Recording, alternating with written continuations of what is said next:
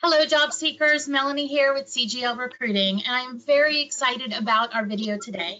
We've had a lot of you asking questions about how does HR handle different things in the interview, and specifically what questions the different HR people that you're going to be meeting along your interview path are going to ask you. So what better way to get you some of that information than to invite 3 amazing HR people to be part of our video today. So I'm going to take a moment now to give them a chance to each introduce themselves to you. Our first one joining us today is Chuck Heaton. Chuck, can you tell us a little bit about yourself? Yeah, thank you, Melanie. Appreciate the invitation to join you today. I'm a 30-year HR professional, have worked in both global and domestic organizations, both with regional and global leadership responsibilities.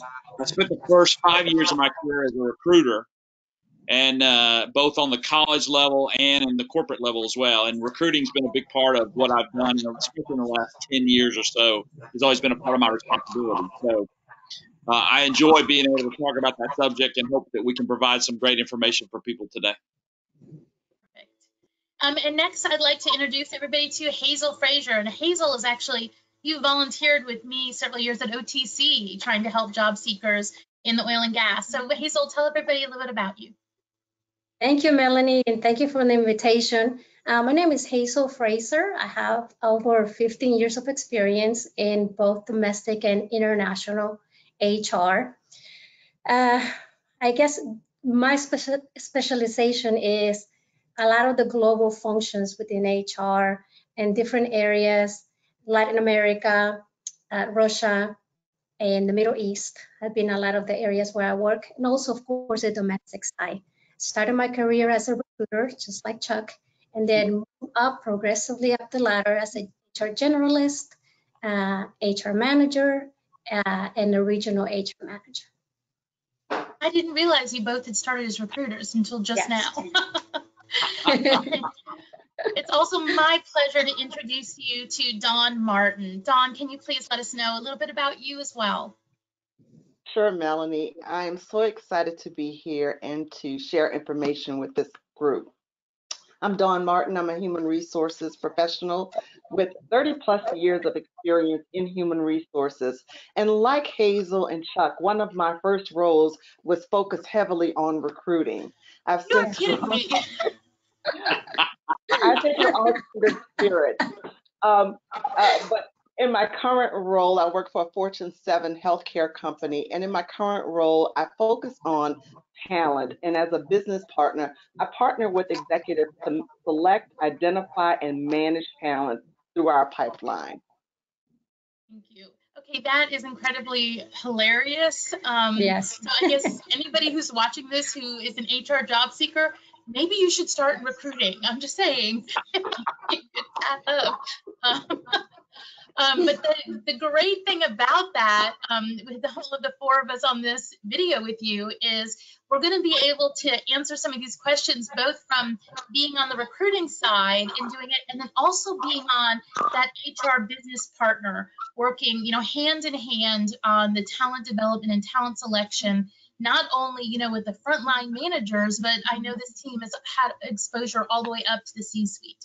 So that gives you a great basis for information on these different questions and such that we're going to ask.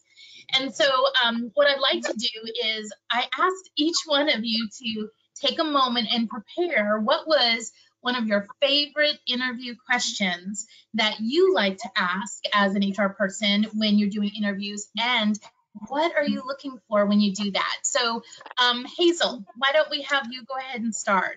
What's your favorite question that you like to ask? Sure. Thank you, Melanie. So one of my favorite questions that I like to ask is this one. Melanie, I know you made a mistake in the past in your career, because all of us make mistakes. So would you please give me an example on a mistake that you made? What happened? What did you do? Were you able to fix it? Did you correct it? What was the outcome?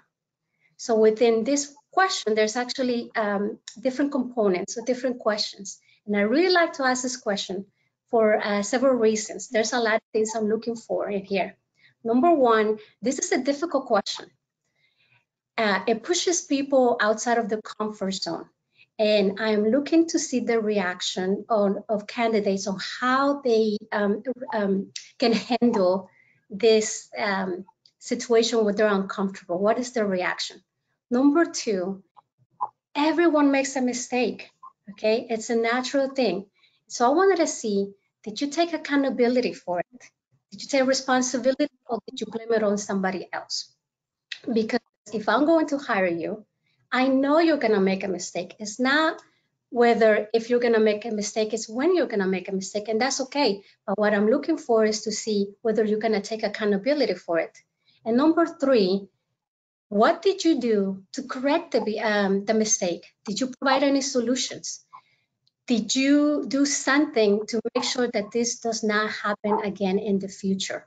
Did you learn any lessons? So as you can see with this question, I'm able to get a lot of different content and a lot of information from just one question. I think that's a great question too, because there's always this authentic issue when you do interviews where people are trying to outsmart the interview. Yes. And you're going to have some people that are going to say, I can't think of any mistakes. I haven't made any mistakes.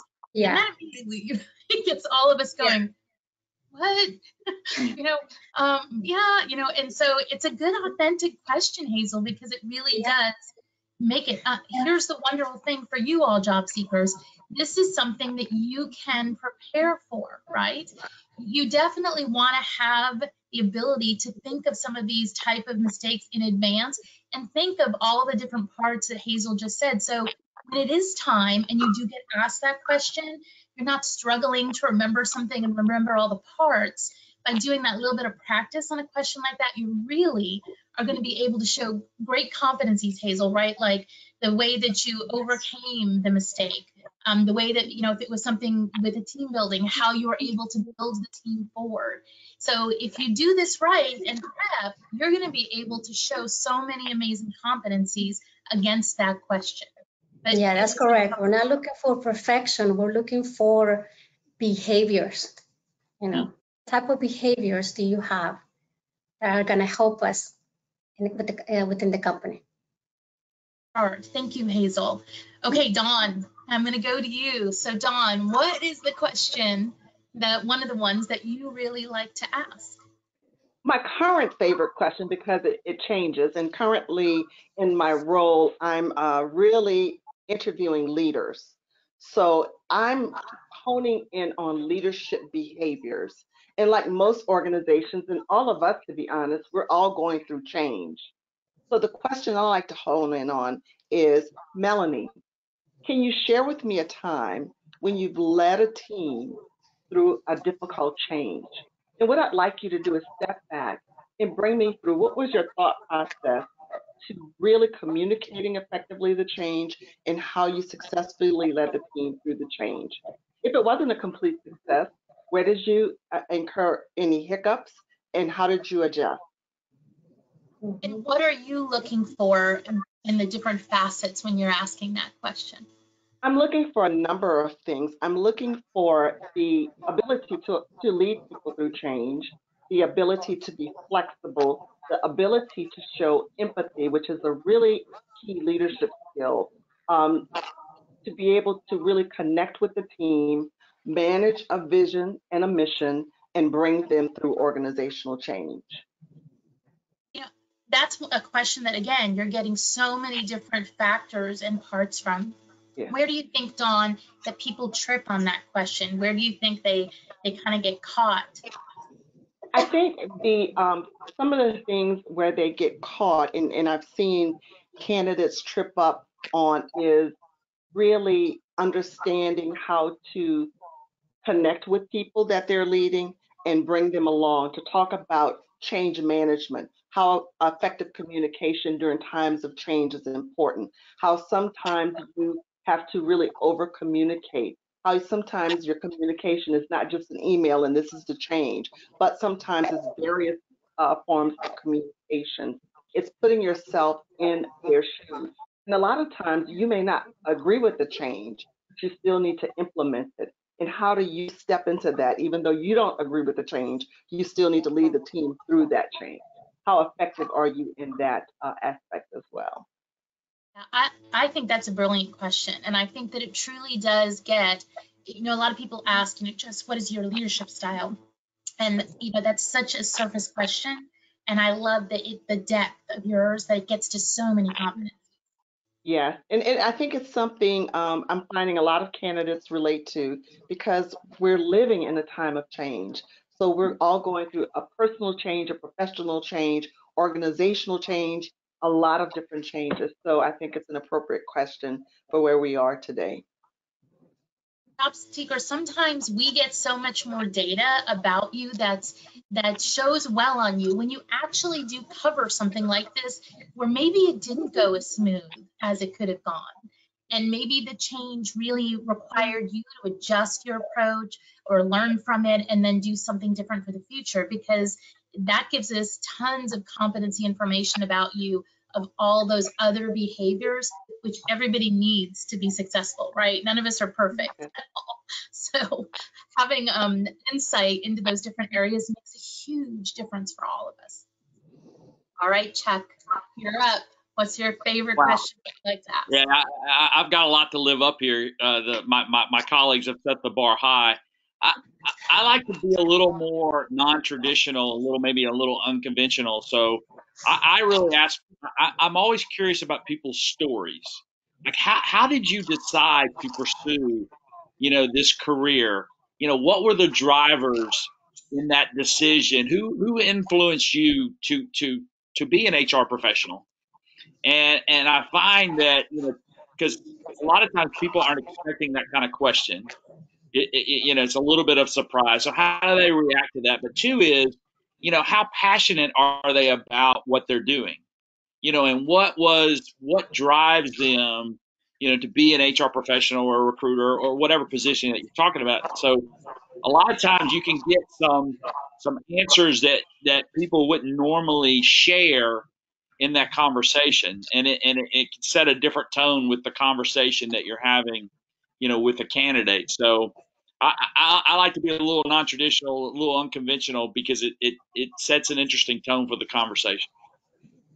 It's funny because I always start whenever I interview somebody is I always start with saying, tell me your story. And I don't mean, where you are today, but tell me how you got to where you are, because like you, I feel like you get a more understanding of the passion somebody has for the work that they do. And you can tell when somebody's interviewing and they're taking you through their whole, chronological history, which jobs they're passionate about and which ones they just, oh my gosh, it was the best job I ever had, and which ones, maybe were not as good in alignment with where they wanted to be from either a skill or a career basis. So I think that, again, that is a great thing to do. And the job seekers, the other thing is, this is easy, again, to prepare. This is not something, I hope what you're seeing definitely from talking with the four of us, is that it's not about questions that are meant to trick you. It's not about questions that there's a right and a wrong answer only. We're trying to get to understand your behaviors and how your performance in certain functions over the past history have made you successful to where you are today. So to the three of you, I would say another thing that we're having a lot of questions from job seekers on is they are struggling to stand out because, with right now, as we're filming this, there's 14.3 million, I think it is, in the US alone, people out of work. And there's not that many jobs. And how do they, as individuals, stand out to, HR and even to the hiring managers and the companies to maybe set themselves apart? Does anybody have any thoughts on that they'd like to share?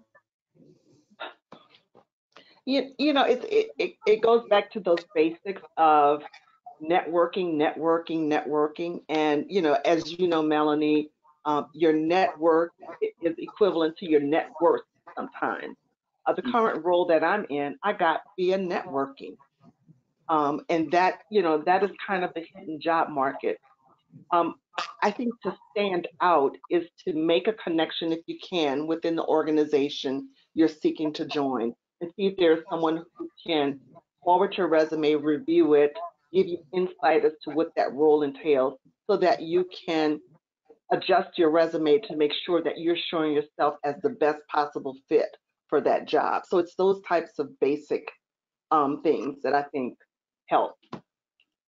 Definitely. Yeah, I totally agree with Don. I mean, that's the way to do it. Network, network, network.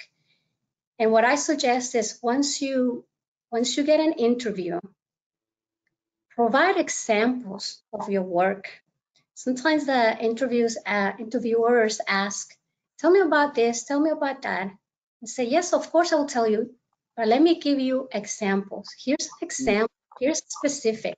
And if you're able to have a portfolio of your projects and say, not only I'm just gonna show you, I'm gonna tell you, I'm gonna show you. And now you can see it through the camera, or if you're interviewing one-on-one, the manager is gonna see that you're actually not just talking about it, you're actually showing it. And I think that's a way to stand out. The manager is going to remember that. A great point, Hazel. And you prompted something else, to have those examples. And sometimes it's hard to show paper in the camera, but if you can be specific, we live in an oil and gas city, and so these industries a lot of times are run by engineers. They like data. They like numbers. So even in my company, we're healthcare. We are challenged as HR business partners to really know the business, to skill up your financial acumen, to really show you understand that business and how they make money. So with your projects, talk about cost savings, percentages, improvements, be specific with the data. And then another thing is to show that you've done your homework about the company. That's right. You can rate something. I saw last quarter you improved this by X percent. Those things. What do you project for next quarter? Or do you feel that improvement is sustainable? So show that you've done your homework and you're really interested in that company. Isn't that a pet peeve for all of us when somebody comes into an interview that you've scheduled and they have done no research on the company, and it comes to the point where it's the question phase, where they get to ask us and they say, so tell me about your company. And I'm like, so job seekers, don't do that. It drives us just crazy. We live in an information age. You have so many resources available to do the research and to know about the companies in advance. And I even tell people, if you know who you're going to be interviewing with, like, just to Dawn, what you said, if you know one of them's going to be an engineer, one of them's going to be from finance, one of them's going to be from HR, you need to frame your interview answers through their lens. So when you're talking with the finance person, you may want to talk more about examples that are metrics that you've done in your past. When you're talking with the HR person, you may want to talk more about things that deal with communication and the culture of the organization and mentoring the individuals, below and next to you. So knowing your audience and doing a little research, it can make you stand out immensely. Yeah, if I could add a comment to that, great, excellent points, and do your research on who you're talking to, know their background, look for any commonalities that you might have with that person, or bring up, hey, I noticed in your background that you were with this company and then went to another company and then you came back. What drove that decision? Why would you want to come back to this organization that you left before, or things in your background that relate to that particular company. Like if it's a big thing around customer service, something I talk about is, I worked at Disney World for summer, and you talk about the people that train customer service people. Disney does that really, really well. So, just there are opportunities to take nuggets out of your background that make a connection with somebody, or if they went to a school, or a company you used to work for, or just look for those commonalities to make a connection that will help that interviewer remember who you are. Absolutely. So this has all changed for them, right? With the global pandemic, everybody was used to doing face-to-face interviews, and now everybody's having it over, Skype and GoToMeeting and Zoom and all of that. And it's required a whole new set of skills from the people that are interviewing to be able to still make that connection with the person that they're interviewing with and get the same level of ability to react. But something else that's come up is people are asking, as the workforce is going more remote and work from home is now going to be, I think we've all seen in HR, companies are embracing it because they've been forced to the global pandemic, and now they're like, oh, it does work. It can be done successfully. Maybe I don't need to pay for this, office building that's $4 million a month. But so have the competencies that companies and hiring managers and HR are looking for. What has changed? What is different that they're looking for today with this work from home scenario that maybe they haven't looked for in the past? Do any of you have any thoughts on that? So I would say there's a couple things. One is, how well is your setup, right? I mean, what's in your background? Sometimes I'm in my area where I have a bunch of books, and I've literally had interviewers say, oh, I noticed so and so book, the 9 Lives of Work or something like that, and that gives some unspoken, insight into who you are. So, what's your background? How do you look? It's okay that I might be wearing shorts right now, but as long as my shirt looks good, and then the ability to look into a camera, right? I mean, that not a lot of us have had that experience of talking to a camera, because if you can try to make eye contact in that way, then you're establishing rapport with that person. So it's a different, and I find also that interviews are a little more casual, a little more conversational, so to speak, because a lot of times you're talking to people in their homes. So, you get some interesting nuggets or insights about their dog, their kids, I mean, so it's again, look for those opportunities to make connect. Oh, I've got 2 dogs too, or oh yeah, my 3 kids bug the heck out of me all the time. So I mean, again, looking for that connection with folks that you're talking to. Yes. So my suggestion is to practice, because it's really hard just interviewing alone. But then on top of it, you have to do it through the camera. So it's really hard. So practice. If you can videotape yourself and see yourself, or look at yourself in the mirror, or do one of the Zoom meetings with your spouse or your friend, and then ask for that feedback.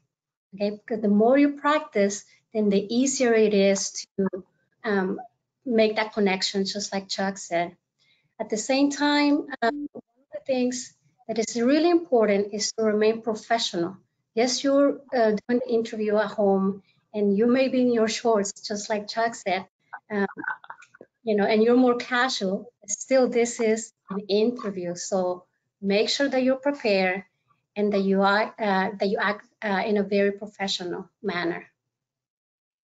But don't be surprised if the interviewer shows up casual, because I've had that happen to me. That for whatever reason they're in a golf shirt, or they're in they're comfortable, and you don't be thrown by that. They're still expecting you to look, to still look somewhat professional. Now, don't go crazy coat and tie wise, but at least some sort of collared shirt that looks professional, so to speak. I'm sorry to interrupt you, Hazel. No, I agree with you totally. And I agree. And I think one of the biggest challenges I'm seeing today is the technology. So practice with the technology. Melanie, you mentioned Zoom, GoToMeeting, WebEx, Teams. We're different technologies.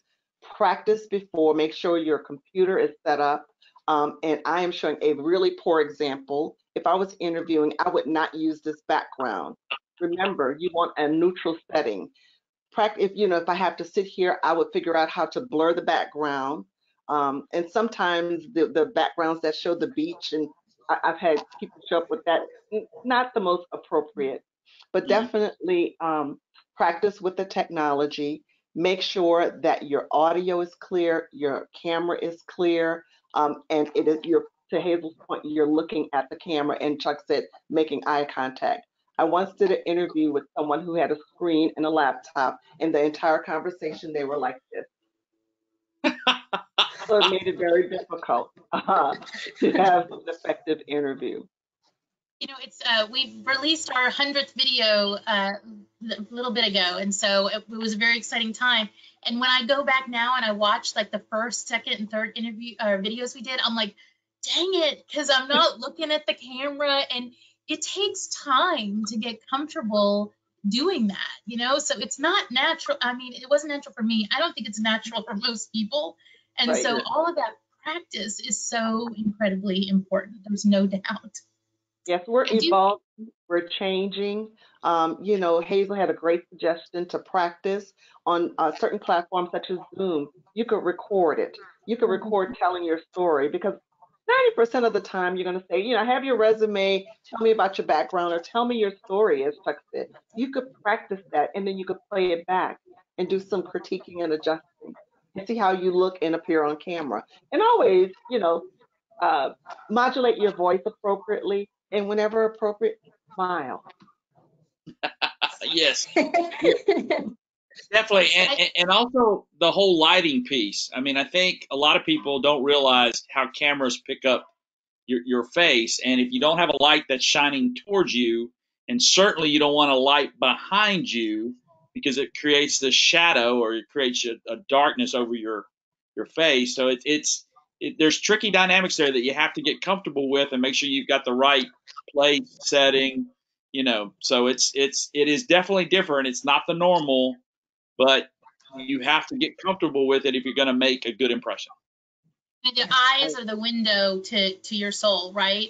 And if they can't clearly see your eyes, if you're too far back from the camera or it's shadowed, then they're missing out on that, and you're missing out on the ability to gain that connection with them.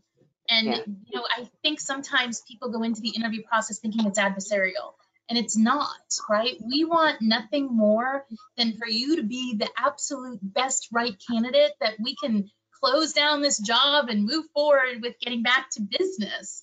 It's not adversarial. We are on your side. We want this to work as much as you do. So don't approach it like that. I would like to focus on one more thing, which is coming up a lot, and that is how to appropriately follow up after you've done an interview. And so there's, you know, lots of different people are like, I'm not sure, is it okay to reach out to HR? Is it not okay? What should I do? Hazel, can you maybe start us off with this one of what are some ways that you feel are appropriate to have the candidates follow back up after they do an interview? Sure. Is it okay to follow up? Of course it is okay, especially now. You want to make sure that you're visible to HR, to the recruiter, and the hiring manager. My suggestion is to do 3 things. Number 1, after you have the interview, please send a thank you email. Okay, it used to be a thank you note, but we're working from home, so you know, if you send a note to the company, they're not, you know, the hiring manager or the recruiter is not going to get it.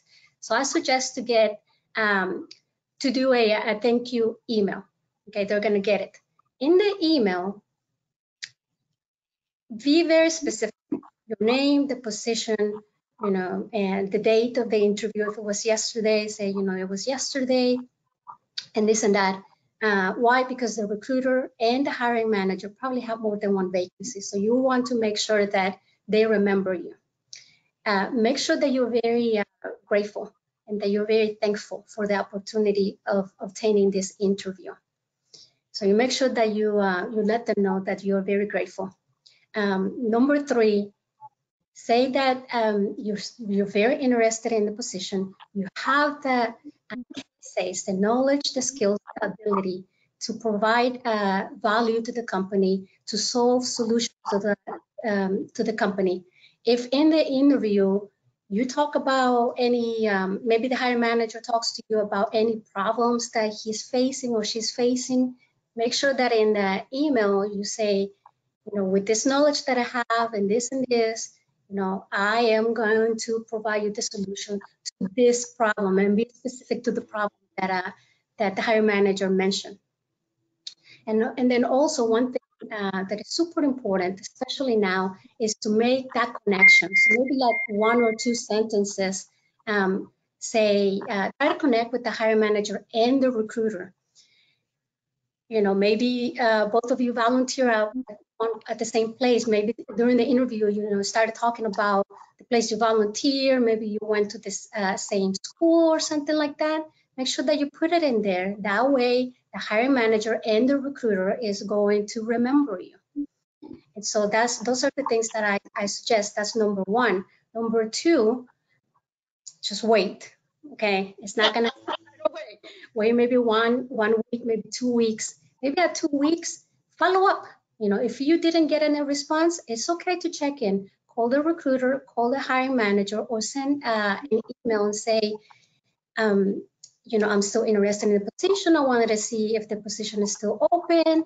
If it still is, you know, I just want to reiterate that, you know, I have all these wonderful skills and I am the right person for the job, and be very polite and very professional.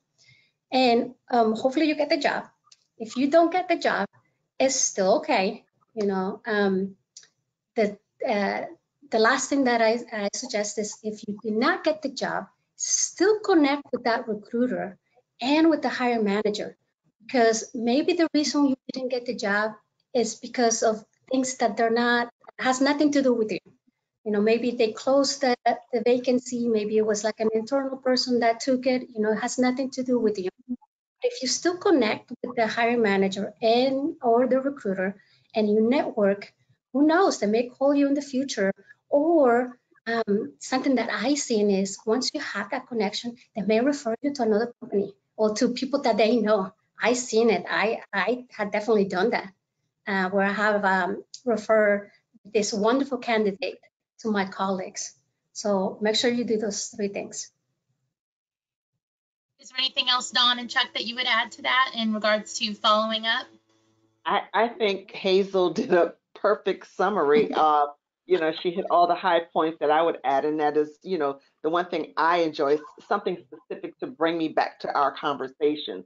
So, for example, if the role is an HR role that may require some heavy compensation experience or background, you may, you know, say, you know, as we've discussed, this role requires heavy compensation background. And in my role at XYZ, these are the types of projects that I was very successful at.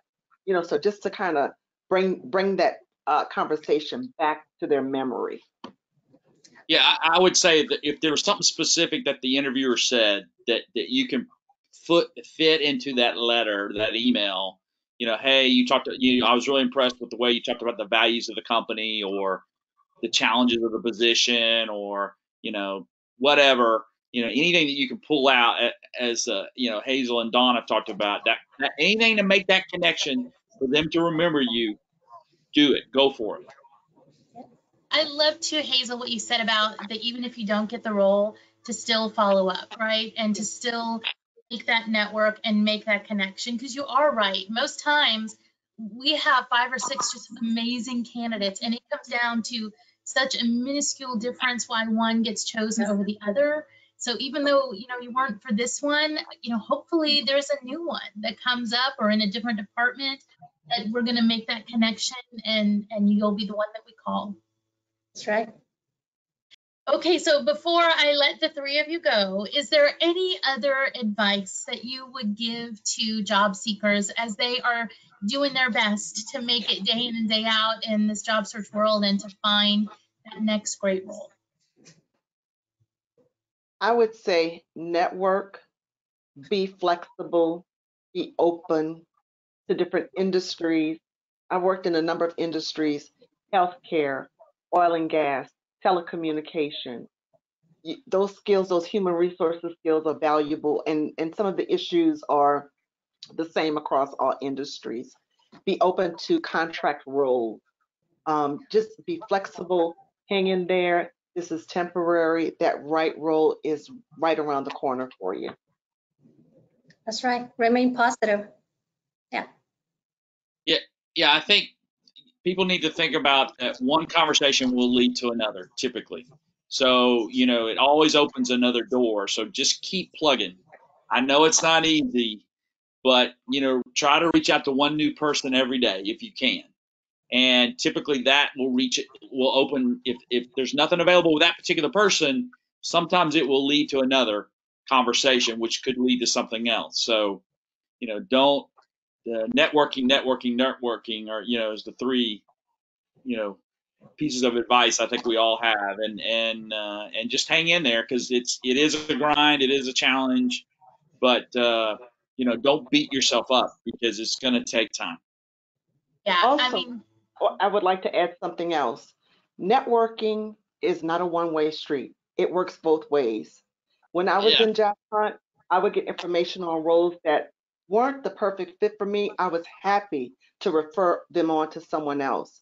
Or if I connected with a recruiter who said, I don't have anything in HR right now, I would say, well, my network is comprised of accountants, finance people. Are there any roles I can help you network, through my network?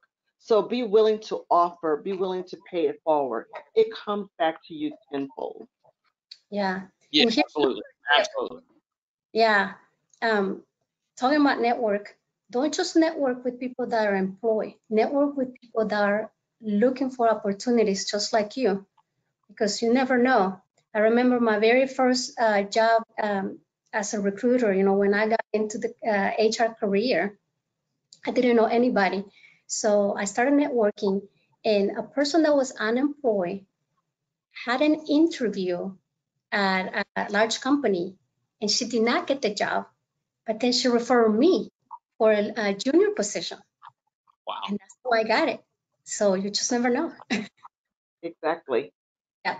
I mean, I think job seekers, we all know how hard this process is. And I think the thing I always try to tell to you guys every time on our videos is you are worthy. You have great skills, you have great experience. It's just finding that right role. Don't let this process undermine who you are as a person. You are worthy. So please let me take a moment to say thank you, Dawn. Thank you, Chuck. Thank you, Hazel. You guys have all been so gracious and so giving of your time, and I really do appreciate it. And to our job seekers, if you know somebody else who is in their job search, please share this video with them. Don't forget to subscribe to our channel if you haven't already. If you feel like this data was helpful, give us that thumbs up. And in the comments below, give us your thoughts about what we just covered today and what also you would like to see us cover if we do more interview with different HR executives, what you would like to see us ask of them so we can make these videos as valuable as possible for all of you. All right, everyone, thanks again for your time, and I will see you next time.